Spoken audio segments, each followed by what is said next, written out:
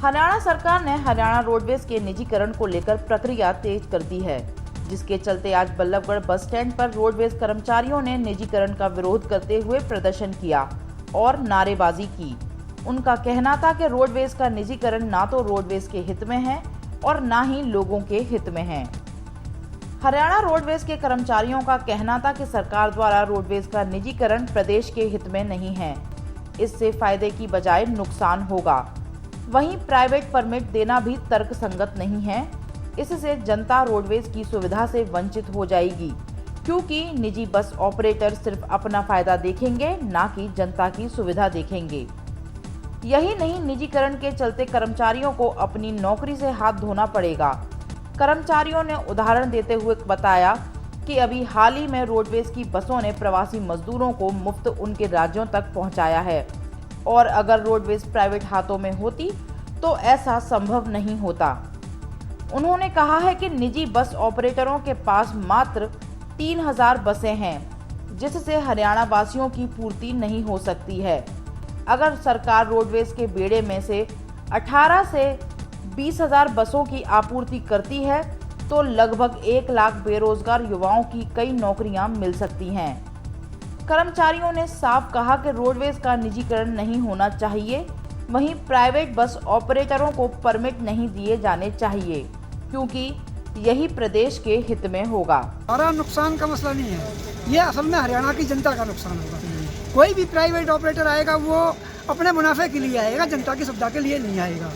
और जिस तरह से आज हरियाणा में करीब 18-19 हज़ार बसों की ज़रूरत है और ये इनके पास मात्र 3000 के बसें हैं, तो अगर ये 14,000-15,000 बसें और लाते हैं तो एक बस पर लगभग 6 लोगों को रोज़गार मिलता है। तो एक तो बेरोजगारी दूर होगी, दूसरे जो बसें आएंगी वो जनता की सर्विस मिलेगी। कोई भी जनता का कोई भी हिस्सा प्राइवेट बसों की मांग नहीं कर रहा। आखिर ये मांग किसकी है? मतलब जनता का कौन हिस्सा है? तो ये प्राइवेट। और ख़ास तौर पर कोरोना जैसे महामारी के दौर में आपने देखा कि केवल हरियाणा रोडवेज थी इस देश में जो फ्री में दूसरे प्रदेशों में लोगों को, राजस्थान में, उत्तर प्रदेश में, उत्तराखंड में, पंजाब में फ्री ऑफ कॉस्ट लोगों को छोड़ के आई। कोई प्राइवेट मालिक क्या ऐसा करेगा? नहीं किया। और ये पूरे इस कोरोना के दौर में, महामारी के दौर में किसी भी एक प्राइवेट मालिक ने कहीं एक भी बस चलाई हो, अगर चलाई भी है तो लोगों से 1.5 गुने 2 गुने पैसे लिए हैं। तो इसलिए ये किसी भी तरीके से जितना सरकारी सेक्टर मजबूत होगा उतनी जनता की सुविधा अच्छी रहेगी।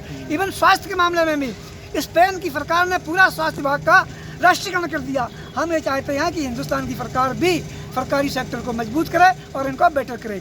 एक ये कहना है। दूसरा ये हमारी और बात है ये कि फरीदाबाद डिपो में भी जो लॉकडाउन के नियम हैं उनकी तरफ से यहाँ काम नहीं हो रहा।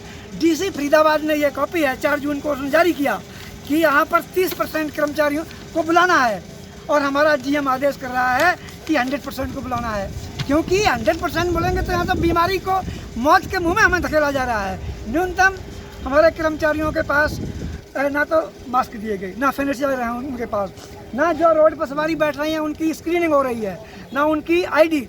जो सरकार ने गाइडलाइंस जारी किया है कि जो भी रोडवेज की बसों में बैठेगा उस पर आईडी प्रूफ, उस पर हैंड सैनिटाइजर और मास्क होना चाहिए और कंडक्टर लिखेगा उनके बाकायदा नाम नोट, उनके मोबाइल नंबर, आईडी, ताकि अगर कोई बीमारी की बात हो तो उनको ट्रेस किया जा सके। यहाँ पे कोई बैठ जाओ, किसी पे आ जाओ कहीं, और ओवरलोड का गाड़ियाँ जा रही हैं, मतलब ये सोशल डिस्टेंसिंग का भी ख्याल नहीं है। तो हम ये जानना चाहते हैं कि यहाँ पर जीएम का कानून चलेगा कि डीसी फरीदाबाद का चलेगा? डीसी से भी पूछा जाना चाहिए कि तुम्हारे नीचे काम करने वाले जिले के दफ्तर में ये कॉपी 100% लोगों को कैसे बुलाया? क्या आपकी जानकारी में है भी कि नहीं है? ये मीडिया वाले के लोगों का भी सवाल है कि रोडवेज में 100% लोगों को कैसे बुलाया गया, जब आप ये कह रहे हो कि 30% लोगों को बुलाना है। हरियाणा में सरकार जो प्राइवेट परमिट लेके फिर के आ रही है, 2016 में सरकार ने ये पॉलिसी को गलत ठहराते हुए और ये कहा था, जनता में ये कहा था कि भाई ये पॉलिसी गलत है, और जनता ने भी इस पॉलिसी को पहले नकारा था। जो प्राइवेट सोसाइटी है इसके लिए आज हम प्रोटेस्ट कर रहे हैं। सरकार कह रही है कि हम इनको फिर कैसे परमिट देना चाहते हैं। ना किसी जनता की डिमांड है, ना किसी कर्मचारी की डिमांड है। और गाँव में हमने पहले पीछे कैंपेन चलाया था आम नागरिकों से, किसी ने भी इस प्राइवेट परमिट की कोई डिमांड नहीं रखी है। लोगों ने इसको पूर्ण रूप से नकारा था, फिर भी सरकार हड़धरनी पर लगी हुई है। ऐसा क्या है जो इनको परमिटों को दोबारा देना चाहती है? तो सरकार से, हमारे माननीय मुख्यमंत्री जी से, परिवहन मंत्री जी से ये कहना है अब समय रहते हुए इस बात को सीरियस लिया जाए, क्योंकि अगर सीरियस नहीं ली गई तो आने वाले समय में हरियाणा रोडवेज का कर्मचारी फिर कैसे लामबंद होगा, और इसके जिम्मेवार सिर्फ और सिर्फ परिवहन मंत्री जी और मुख्यमंत्री जी होंगे, ना कि रोडवेज का कर्मचारी होगा। सरकार अपने ही वादा खिलाफी कर रही है। पहले जो है चुनावों के समय आपसे वादे किए गए बहुत सारे हैं, लेकिन अब वादे शुरू कर रही है।